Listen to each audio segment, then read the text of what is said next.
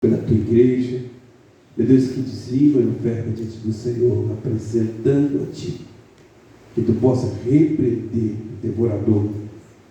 Ó Deus, ó Pai querido, que não tenha poder, que não tenha autoridade na dispensa, na fazenda dos Teus filhos, Senhor, da Tua igreja. Nós apresentamos a Ti e pedimos ao Senhor que receba os dízimos e ofertas dos Teus filhos. Em nome de Jesus, somos gratos ao Senhor. Amém. Vitor Leandro, dando continuidade aqui.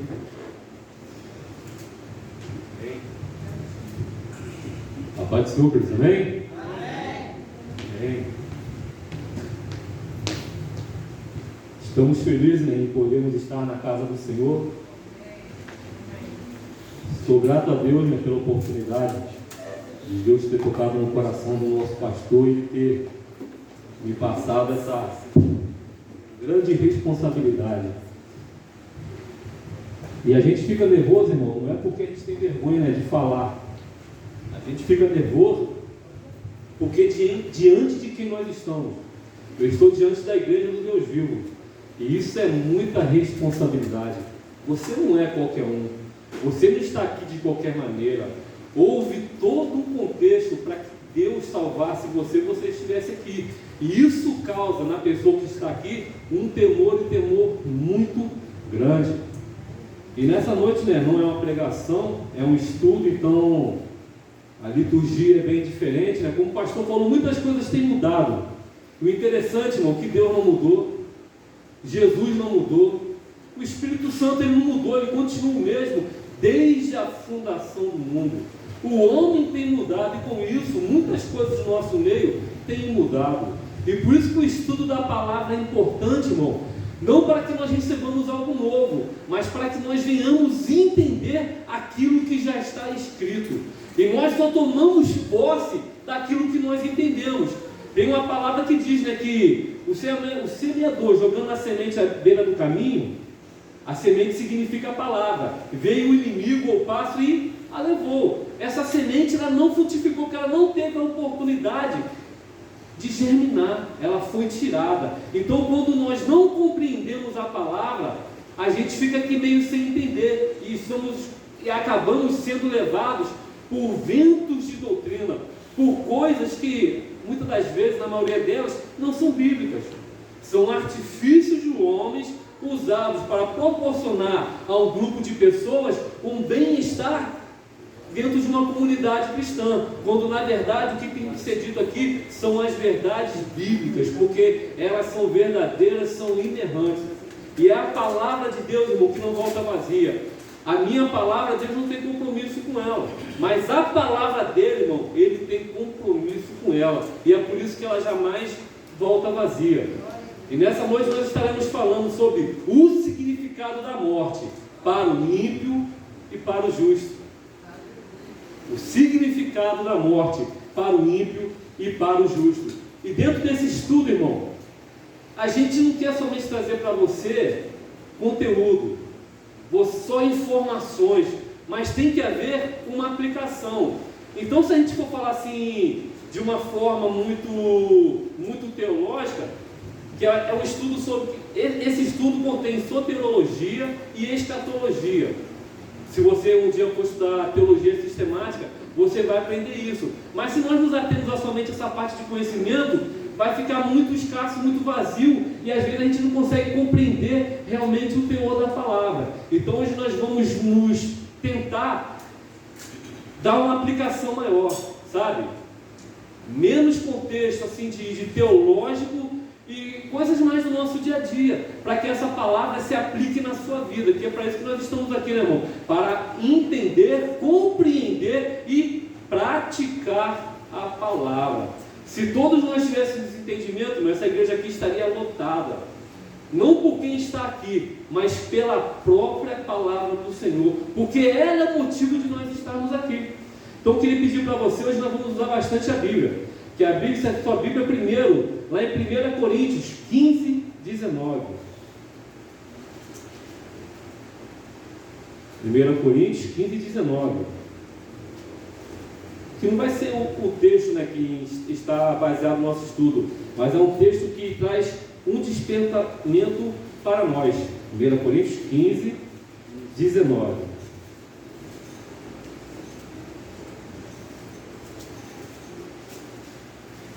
Deixa eu mudar aqui minha versão.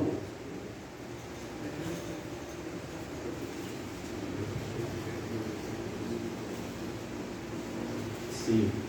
1 Coríntios 15, 19, versículo conhecido de todos, que diz assim: se esperamos em Cristo só nesta vida, somos os mais miseráveis de todos os homens. Repetir novamente: se esperamos de Cristo só nesta vida, somos os mais miseráveis de todos os homens. Então esse texto já nos aponta que após a vida tem algo muito importante e muito precioso. Agora nós vamos abrir lá em Gênesis 2,17. Primeiro livro da Bíblia, você vai encontrar isso muito fácil.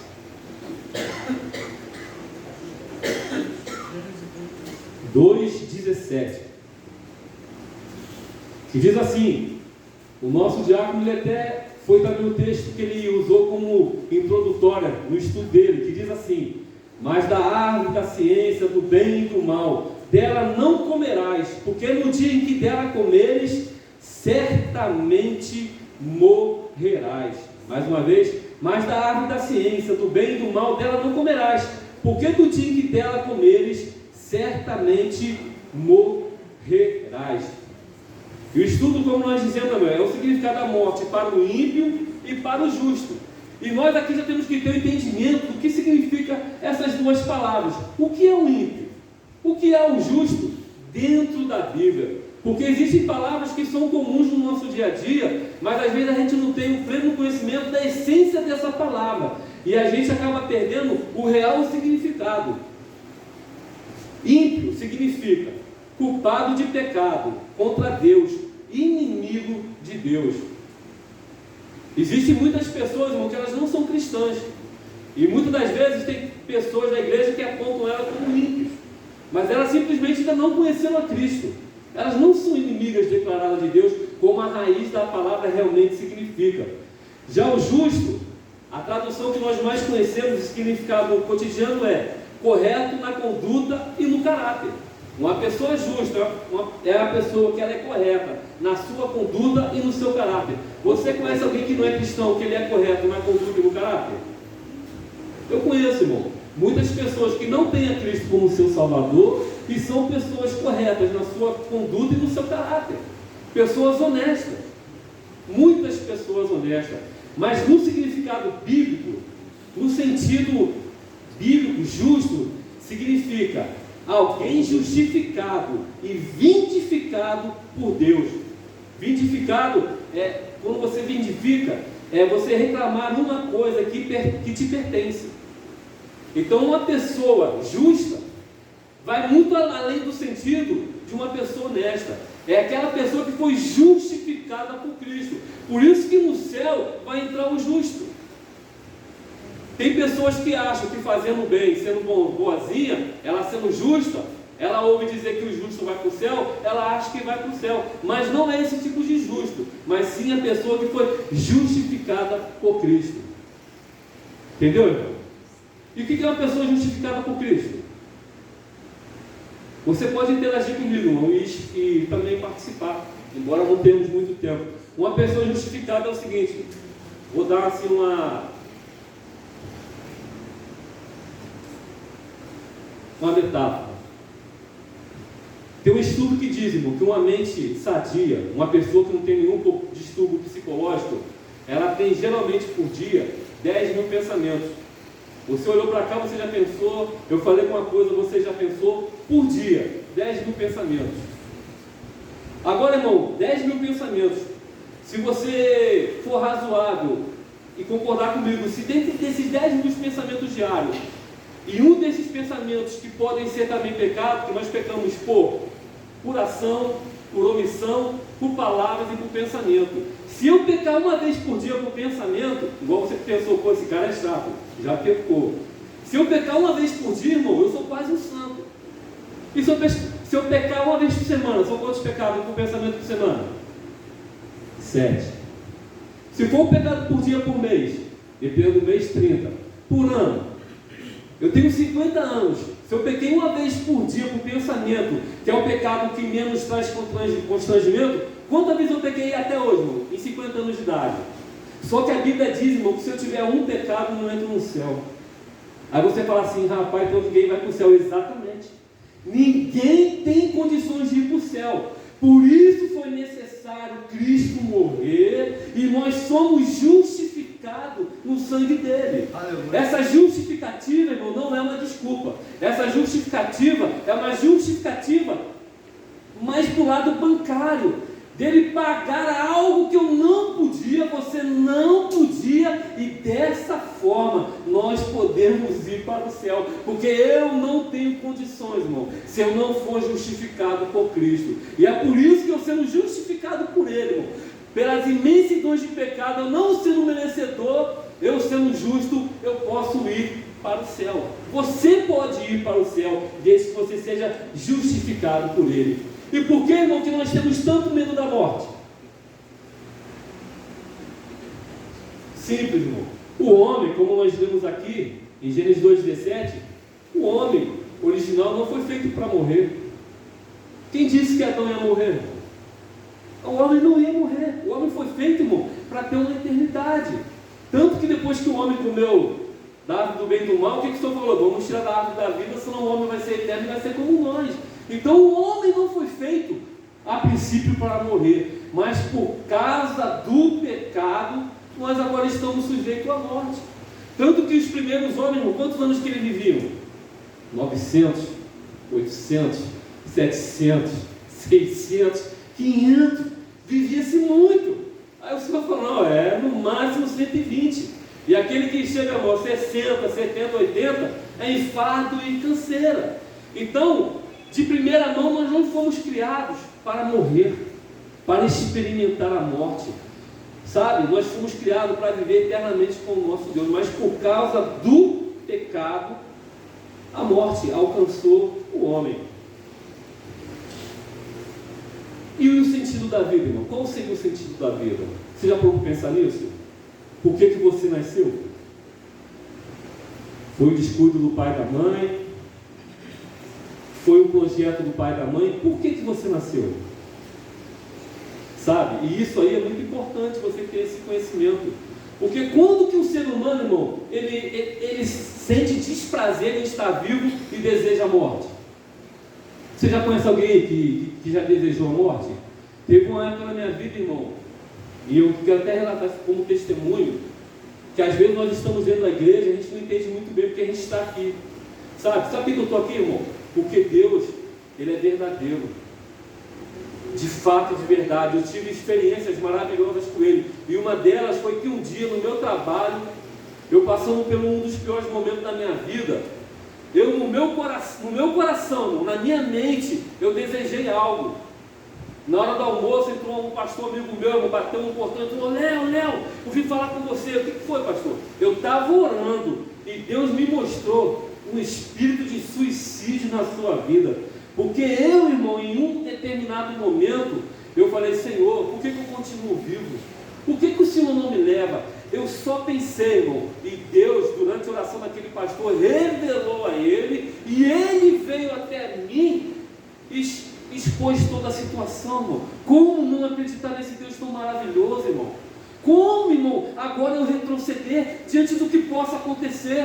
Eu não consigo mais, irmão, não estar na casa dele, porque ele se revelou para mim dessa forma e inúmeras outras. Por isso a importância de nós termos experiência com o nosso Deus, porque temos essas experiências, irmão, nós queremos estar na casa dele.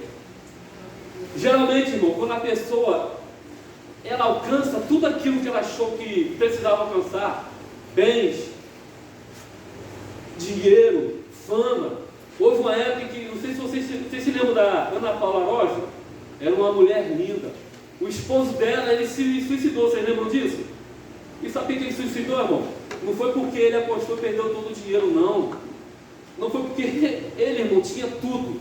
E ele deixou um bilhete assim, tudo que eu sonhei eu conquistei. Eu tenho a mulher mais linda do Brasil, mais desejada. Eu tenho todos os carros que o meu dinheiro poderia comprar. Eu tenho todos os bens que eu poderia ter. Minha vida perdeu sentido. Ele foi e se enforcou. A vida dele, ele estabeleceu que a sua vida era simplesmente para ter coisas. E você, irmão, foi criado não somente para ter coisas, porque se no dia que você conseguir ter isso tudo, a sua vida deixará de ter sentido. E por isso que muitas pessoas desejam a morte, quando na verdade a maioria de nós desejamos viver. Uma pessoa quando está em fase terminal de alguma doença, ela quer morrer, irmão? Não, ela luta com todas as forças para viver. Então é muito importante você entender o sentido da vida, porque a palavra de Deus vai dizer que antes que houvesse mundo, lá na fundação, o Senhor já te escolheu e te elegeu para todas as coisas.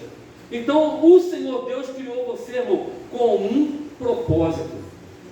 Eu, na minha vida material, eu sou marceneiro. Aqui na igreja, eu ajudo tocando contrabaixo, mas eu não fui gerado no ventre da minha mãe há 50 anos atrás para ser um simples marceneiro e para tocar baixo na igreja. Existem muito mais coisas por trás disso.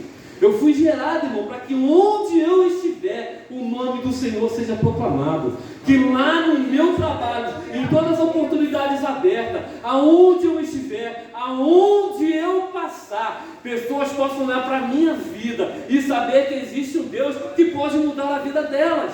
Aleluia. Todos nós temos um propósito específico.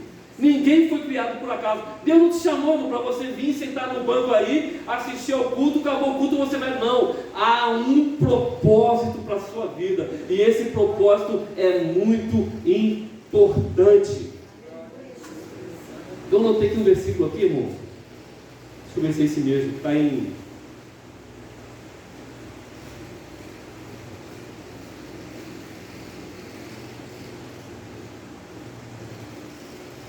Sim.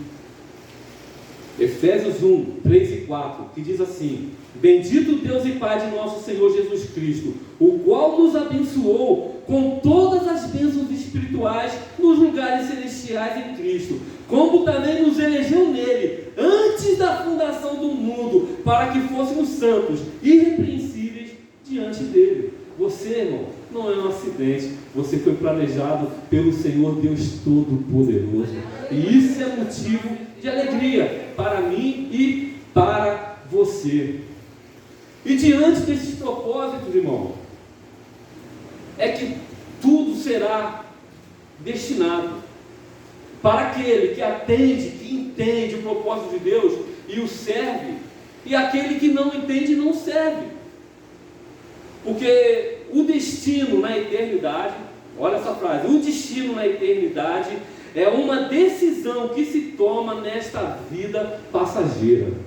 A sua eternidade será decidida no que você faz aqui nessa vida. Irmão, você sabe quanto tempo que é a eternidade? Não dá para calcular, irmão. A eternidade, irmão, é a vida toda e mais, não tem como, não é mensurável. A eternidade é a eternidade. Quando aqui na Terra serão 80, 90 anos no máximo. Só que esses poucos anos de vida que nós passamos aqui decidirá o nosso destino na eternidade. Por isso a importância de você estar aqui nessa noite, para que você possa compreender, irmão, o que irá acontecer com você após esse momento fatídico que será a sua e a minha morte, se o Senhor não vier e arrebatar a sua igreja conosco em vida. Por isso que nós não devemos temer a morte, irmão. Se você prestar atenção, o apóstolo, ele não desejava a morte, mas ele não temia. A morte, na verdade, como o Diácono falou aqui, era o transporte que o transportaria para estar perto daquele que o salvou, sabe? E isso é maravilhoso, nós temos esse entendimento. Amém? Vamos ler então lá em 1 Coríntios capítulo 3. 1 Coríntios 3.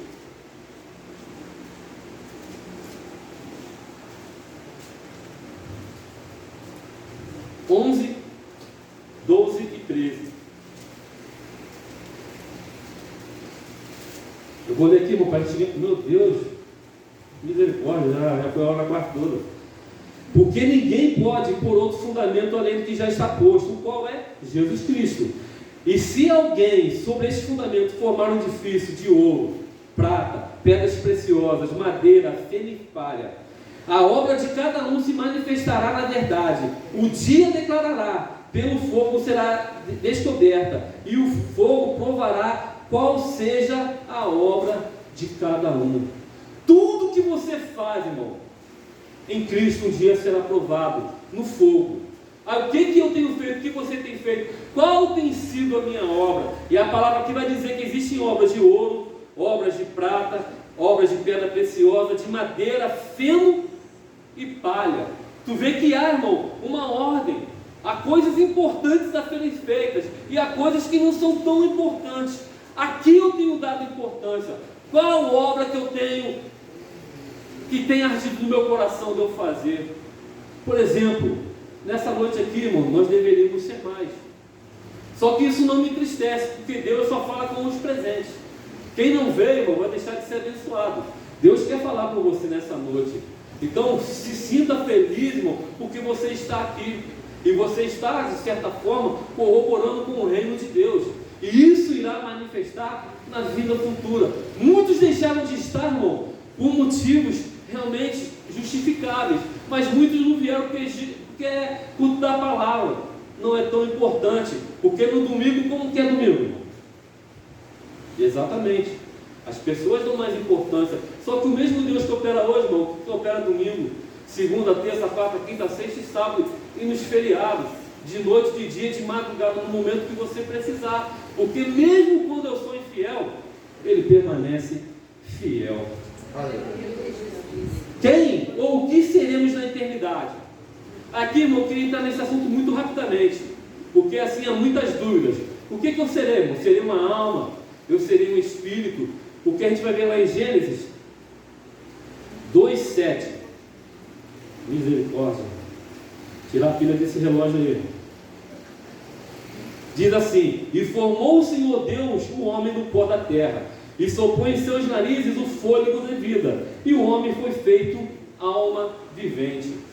Então, quando chega nesse momento aqui, muitas pessoas têm dúvidas. Eu sou alma ou eu sou espírito? Existe uma doutrina de dicotomia, que eles creem que o homem é só corpo e a alma e o espírito são a mesma coisa.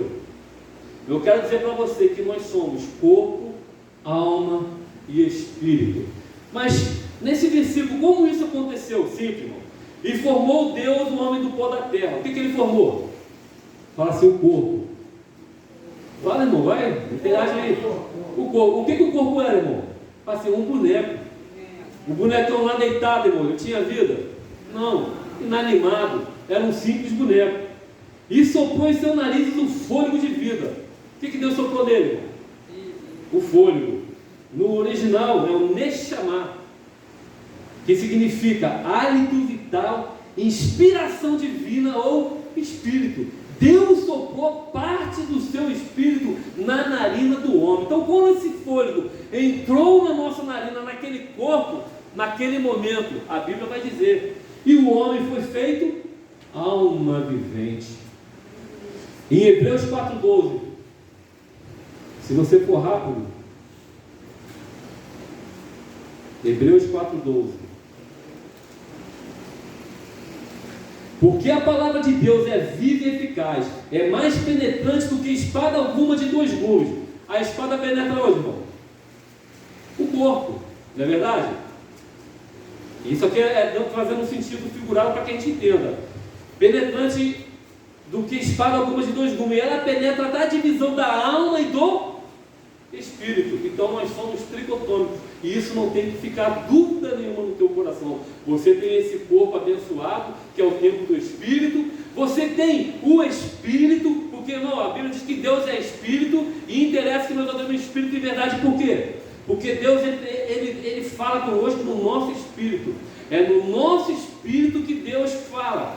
Só que hoje em dia, o que tem sido pregado, tem tentado falar com a nossa alma, os nossos sentimentos, as nossas emoções, a nossa inteligência. É por isso que você vê muita gente chorando e pouca gente sendo transformada, porque ela foi tocada somente na sua alma. Naquele momento houve uma emoção, uma comoção, mas não houve uma conversão, porque não foi no espírito, foi na sua alma. Amém, irmão? Estão entendendo até aqui? Então vamos lá. E como o nosso diácono falou, irmão, existem 3 tipos de morte. Vamos falar da morte. Quais são essas mortes? Vocês lembram? Tem que lembrar, irmão, senão o diácono vai ficar triste. O que vai morrer, irmão? O corpo. Sim. Então existe uma morte física. Existe outra morte? Espiritual. E qual seria a terceira morte? A morte eterna. Tem gente que acha, irmão, que morreu, acabou. Não, irmão. Ainda tem algo pior. E é por isso que nós temos que estar atentos ao que nós estamos manifestando aqui nesse corpo.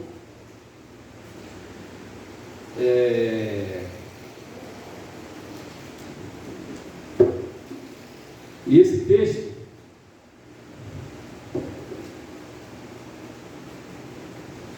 é porque é muito texto, irmão, que fala sobre isso, para a gente falar rapidamente que não vai dar tempo. Já achei aqui. João 5, não é João 5, 28 não. É Lucas 16, 19. Nós vamos ler muito rápido, muito rápido. Lucas 16, 19. E antes de a gente ler, eu quero dizer para você, irmão, que durante algum tempo eu achava que isso é uma parábola, até conversei com o pastor.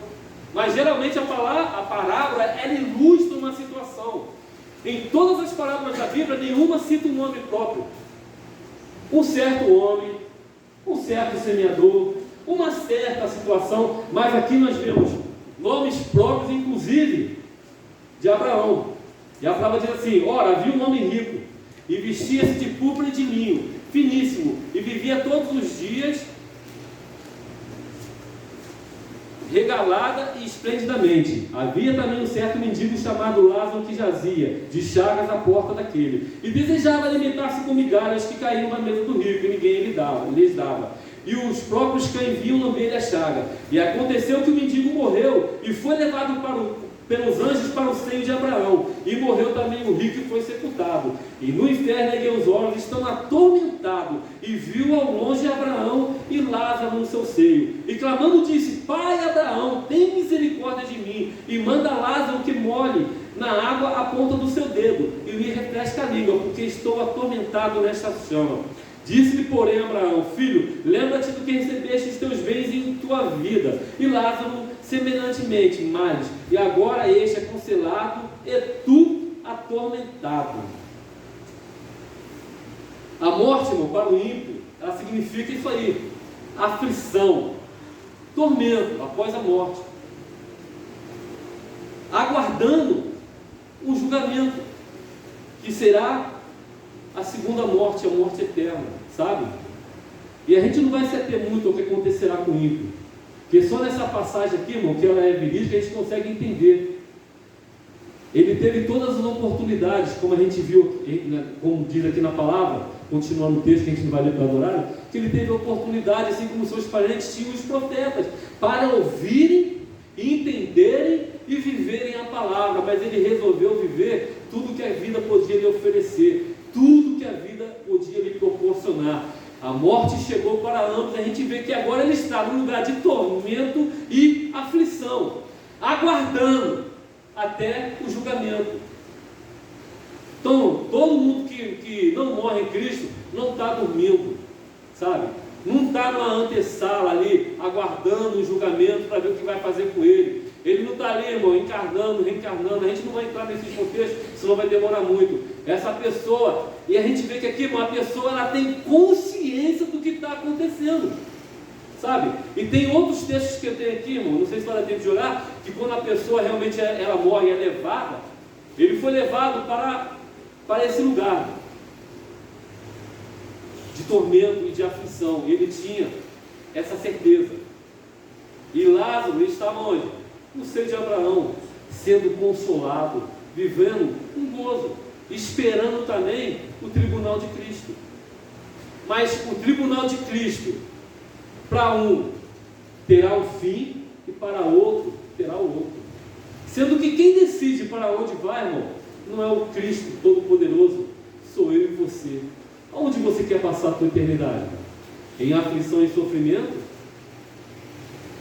Esperando ainda o no lago de fogo e enxofre. Meu Deus. Eu vou ler aqui em Apocalipse 21:8.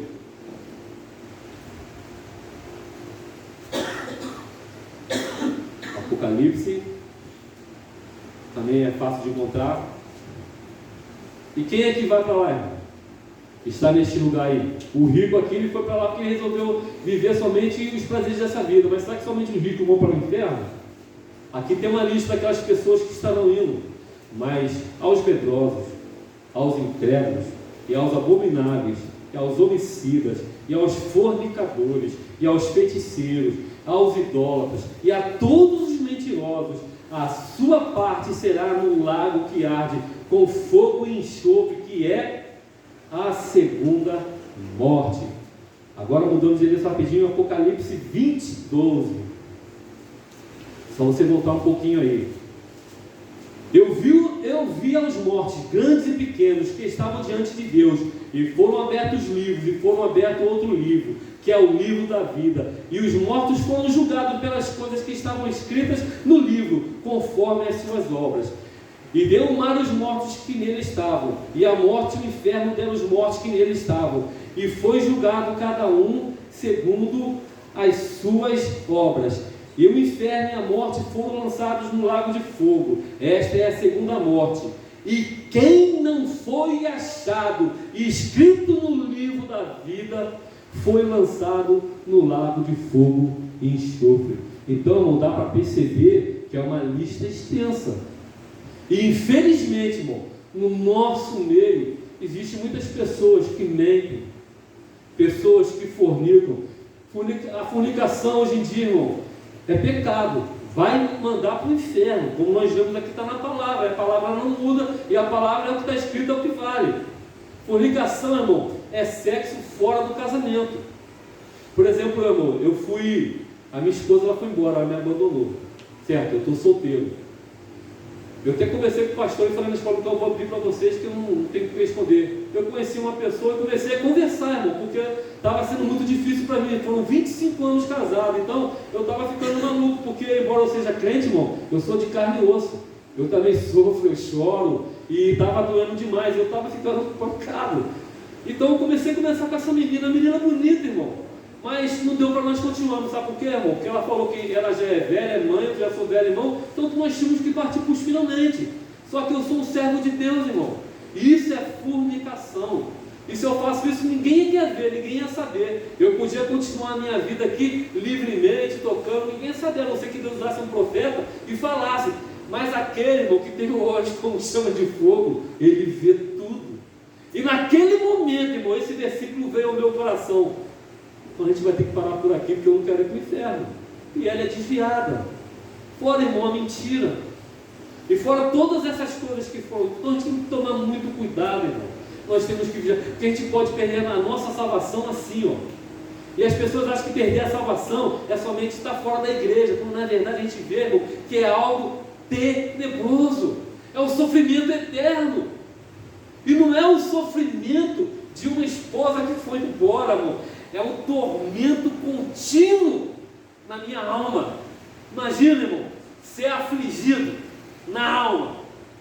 Meu Deus, é imensurável, é muito ruim, irmão. É pior do que dor de mente, quem já teve. É pior do que dor de ouvido. É pior do que perder pai e mãe, como eu já perdi. É uma dor inconcebível, irmão. Porque vai ser a dor em algo espiritual. E às vezes as pessoas estão brincando de ser cristã. Eu quero dizer para você que Jesus está voltando, sabe? Aí tem uma palavra que as pessoas dizem, não, Jesus vem como um ladrão. Mas eu quero dizer para você, você não deve esperar Jesus como um ladrão. Sabe por quê, irmão? Quem espera Jesus como um ladrão é porque não está esperando. Quem é que espera um ladrão aqui, irmão, em casa? Fica toda noite acordado vendo se o ladrão vai entrar.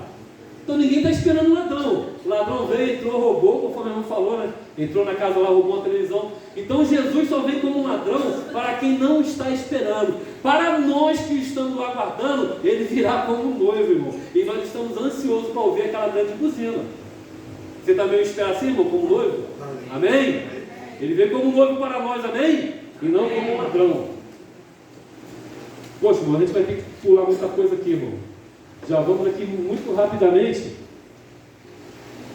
para o lado bom, sabe? De o que acontecerá com os santos, com o justo. A Bíblia diz, irmão, que haverá recompensas, sabe? E a Bíblia, ela fala dessas recompensas. Ela fala de coroas que nós alcançaremos pelas obras que nós fizemos aqui neste lugar, sabe, irmão? E não vai dar tempo de falar sobre todas essas coroas. E também fala, irmão, sobre galardão. Galardão, no original, no grego, é mitos, que significa também recompensa. Então, quando você lê lá galardão, você também pode ler recompensa para aqueles que são e foram fiéis, irmão. É isso que nos aguarda. Vamos ler lá, irmão, em Apocalipse 21, 3 e 4. Poxa, irmão, é pouco tempo demais, misericórdia.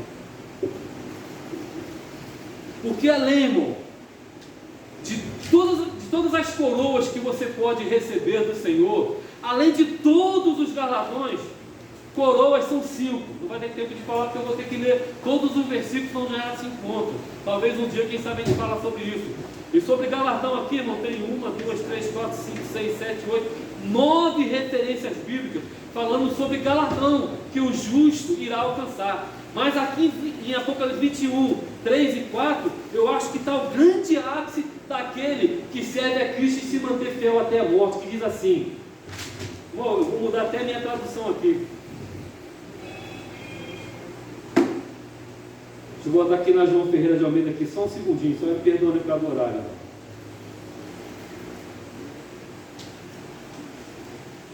Apocalipse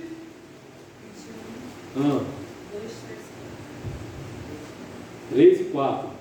Diz assim: e ouvi uma grande voz vinda do trono, que dizia: eis que o tabernáculo de Deus está com os homens, pois com eles habitará, e eles serão o seu povo, e Deus mesmo estará com eles. E ele enxugará de seus olhos toda lágrima, e não haverá mais morte, nem haverá mais pranto, nem lamento, nem dor, porque as primeiras coisas já são passadas. Irmão, além de todas as recompensas, que a gente não pôde entrar aqui nos méritos de todas delas, ele enxugará de seus olhos toda lágrima, e não haverá mais morte, nem haverá mais pranto, nem lamento, nem dor, porque as primeiras coisas já são passadas. E enquanto você estiver vivendo, irmão, toda essa maravilha, aqueles que não foram fiéis até o fim, aqueles que por algum motivo, e muitos deles não fútil, às vezes porque não ganhou uma oportunidade, às vezes porque, irmão, uma pessoa não deu paz do Senhor, se afastou de Cristo, fechou o seu coração, vai passar uma eternidade em tormento, até chegar ao ponto de ser lançado junto com Satanás e a morte, num lago de fogo e enxofre, e acabou-se. E enquanto, irmão, aqueles, irmão, que permaneceram fiéis, que foram capazes de suportar a afronta, a calúnia, a escassez, porque, irmão, crente fica doente, crente fica desempregado, o crente, irmão, a esposa vai embora, o filho maltrata o pai, irmão. Todas essas coisas porque nós somos inerentes, irmão. Mas essas coisas não podem nos afastar do Senhor. A palavra mesmo diz: o que me poderá afastar do amor do Senhor? A morte, a vida, a profundidade, a altura, a largura, os anjos. Nada pode nos separar do amor de Deus. Mas por que nada pode nos separar, irmão? Porque há algo, irmão, há uma recompensa para a tua fidelidade. Há uma recompensa para a sua constância. Firmes e constantes, sempre abundantes no Senhor, porque o vosso trabalho não é bom. Glória a Deus, aleluia. Pô, irmão, você tem que saber completar esse versículo, irmão, em nome de Jesus. Está lá em 1 Coríntios 15, 22. Sede firmes e constantes, sempre abundantes no Senhor, sabendo que o vosso trabalho não é vão no Senhor. Irmão, você acha que você hoje veio aqui por acaso? Não, isso não é em vão, irmão. Isso está refletindo na eternidade. Quando você vem na EBD, irmão, é difícil porque você quer descansar, mas isso reflete na eternidade. Quando você fala do amor de Deus, irmão, vencendo a tua timidez, isso reflete na eternidade. quarto, irmão, lembra do anjo da igreja e ora por ele, e isso será refletido na eternidade, irmão. Então são muitas coisas, irmão, que nós podemos fazer para que quando nós alcançarmos a glória, quando as nossas obras forem provadas, elas não serão ferro, palha e nem madeira, porque, irmão, a Bíblia diz que os olhos do Senhor são como chamas de fogo. Aqueles olhos livres, irmão, poderosos, olhou para o peno, palha e madeira, aconteceu o que, irmão? Acabou tudo, vai ser salvo, mas, irmão, eu não quero chegar no céu, irmão, sem nada, irmão.